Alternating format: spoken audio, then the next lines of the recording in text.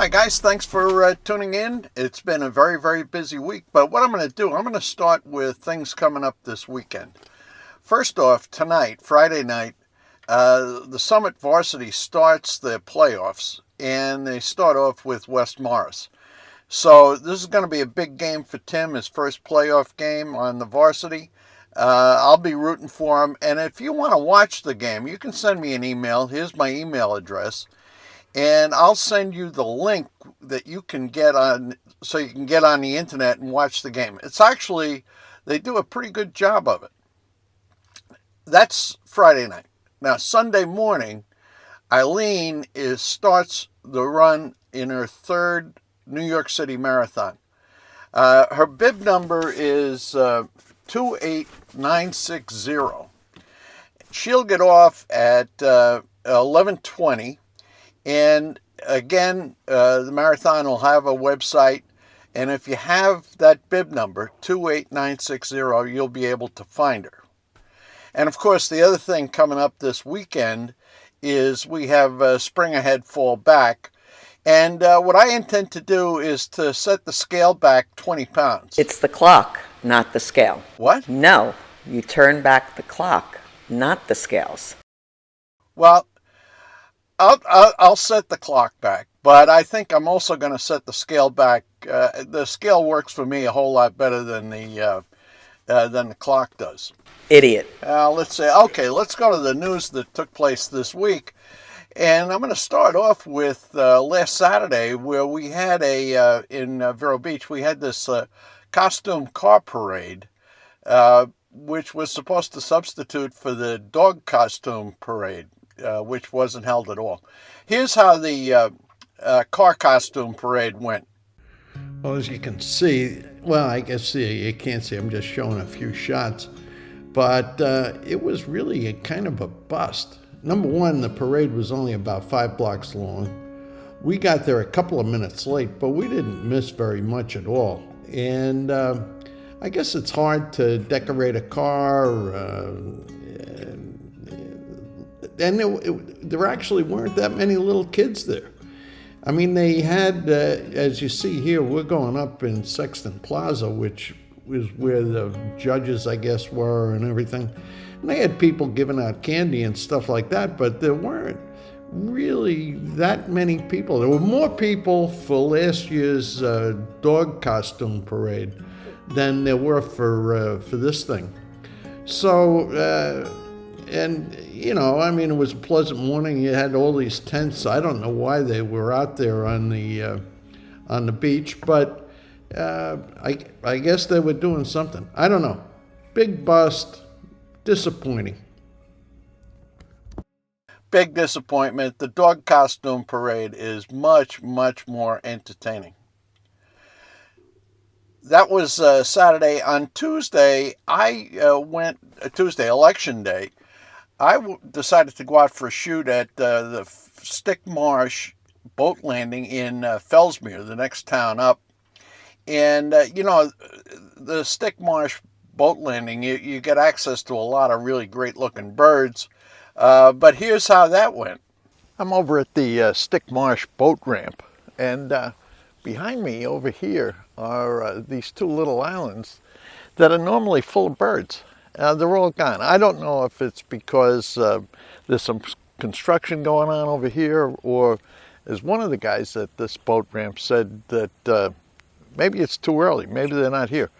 But it took me a long time to get here, and this is the second time today I've been skunked. The first time was when I tried to go and vote, and I couldn't find a place to vote. So anyway, these are the perils of trying to go out shooting and learning photography. The only pictures I got are of some of these miserable looking black birds, but and I don't know if they're vultures or what. But anyway, this is Tuesday. I did my best. Maybe they'll be back. I hope so, because they were really pretty, really pretty. Well, I researched the question of why I couldn't find a place to vote, and what I discovered was that I actually don't live in the city of Vero Beach, and it was a city of Vero Beach election. I live in Vero Beach, but it's not the city of Vero Beach. I don't know what this is, but anyway, that's why I wasn't able to vote. If you've been following the news, you may have been struck by some litigation that involves Kellogg's Pop Tarts. And the weekly recap decided that what we would do is to do a complete investigation into Pop Tarts, strawberry Pop Tarts. Here's our special report. Well, as fans of the recap know, we're no strangers whatsoever to controversy. And the current controversy has to do with these things.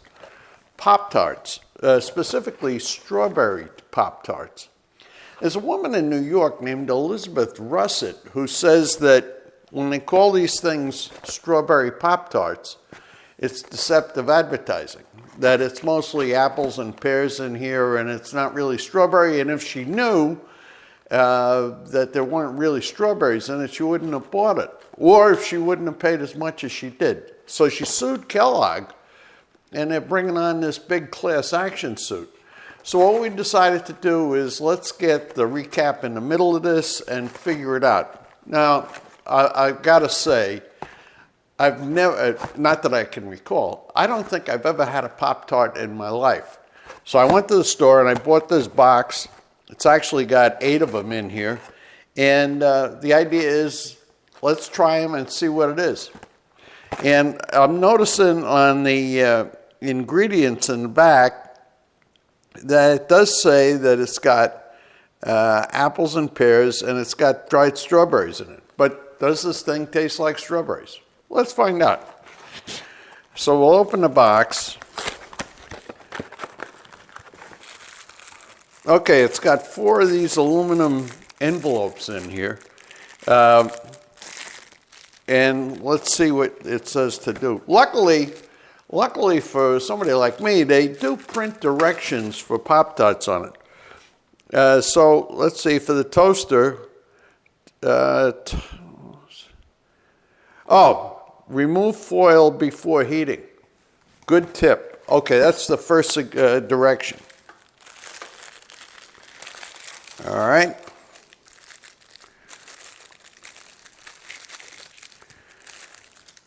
And now I've got 2 of these flat things. And in the little dots here, it looks red. So maybe it is strawberry. Let's go back to the directions. Put the toaster on the lowest setting. I think that's the lowest setting. Now it skips over the next step, but I'm assuming you put these things in here and you let them toast. Okay. All right. Oh, wow. Wow.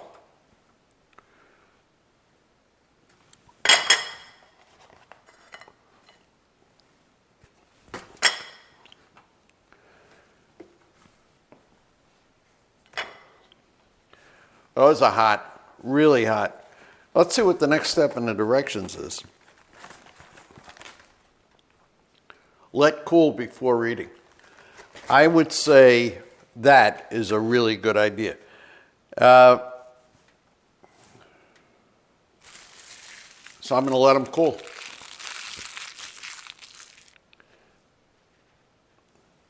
Well, now I can handle them, and I think the mistake that I made, I probably should have let them cool in the toaster, because these things are hard to handle. Now, when I'm looking at this, it's kind of well done on the edges, and this one is really well done on the edge. But let's test them and see if they taste like strawberry. Here goes.